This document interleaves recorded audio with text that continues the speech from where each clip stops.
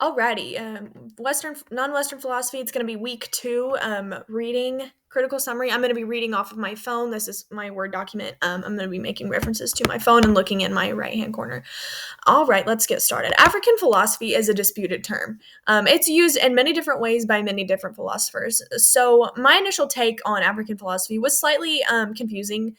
The power by my PowerPoint. I already did my initial critical summary, so I do have a little bit of background knowledge. But African philosophy is not just African philosophy, so that's kind of what I had a hard time wrapping my head around.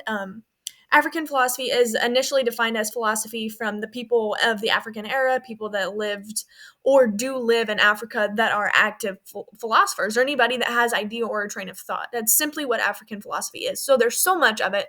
It's so hard to define it because it's literally everywhere. It's been everywhere in history. It's everywhere now. So it's kind of hard to pinpoint African philosophy directly. And another thing that kind of makes that difficult is African philosophy is not just African philosophy of Africa. It's philosophy. It's European philosophy. It's Egyptian philosophy. It's philosophy of all sorts that come together from an overload of who took over Carthage and when. So basically, we have all these religions, all these thoughts, all these ideas, and all these people that are now moving to Africa, are now citizens or living in Africa, that comes together to create this African philosophy. So it's kind of neat because it's a very, very, very well-rounded topic. Thanks to all the migration and all of these people that are in Africa and the initial part of African philosophy, if that makes any sense. So, in attributing philosophical ideas to philosophers of African origin, a distinction must be made between sub-Saharan and North African philosophy. So, what I understood this from the PowerPoint and I described in my initial summary is sub-Saharan philosophy is philosophy by word of mouth. It's like, hey, I'm telling you to do this, so you believe in it. North African philosophy is philosophy that was legitimately written down on paper. It was studied. It was passed down. Therefore, it's like the Bible of African philosophy. So there's a study difference there. One is reliable, one is not as reliable as the other. We're not going to say that it's not reliable because I'm unsure of that. So let's go in a little bit of detail. Sub-Saharan African had no written language, no sacred writings, so it's necessary to examine the religious beliefs and oral traditions of African people. So this is basically like playing a game of telephone with the sub-Saharan philosophy. However, you want to trust whoever you're listening to when it comes to African philosophy. So they don't necessarily have a guideline as North African philosophy did. So this is complicated by the fact that approximately 3,000 different tribal groups exist in the sub-Saharan Africa, like I stated.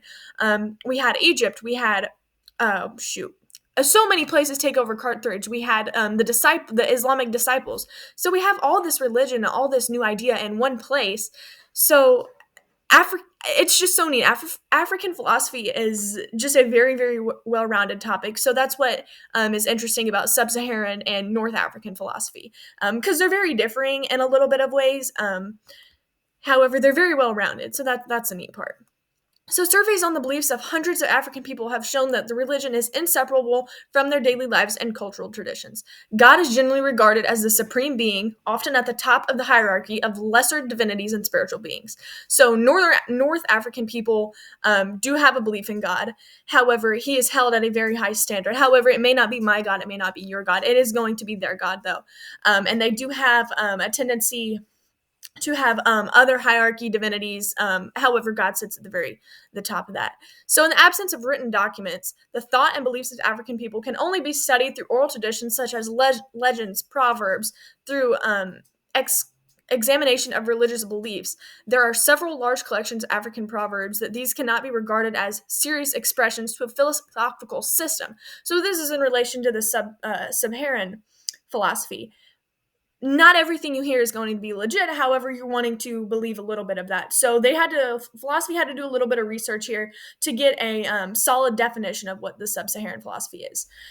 So one disagreement concerns whether the term African should be used to describe the content of the philosophy or the identities of the philosophers. So therefore, African philosophy is going to be an identity of a group of philosophers, but they come together to create, which is just a big group of other philosophers. So I don't know. That is so interesting to me. I can't really get over that idea that African philosophy is kind of like it's like a big house. It's a big house for philosophers. So I think that's really neat. It's very well rounded. I know I've said that multiple times, but there's a lot of thought behind it. So that's what makes it interesting and complex.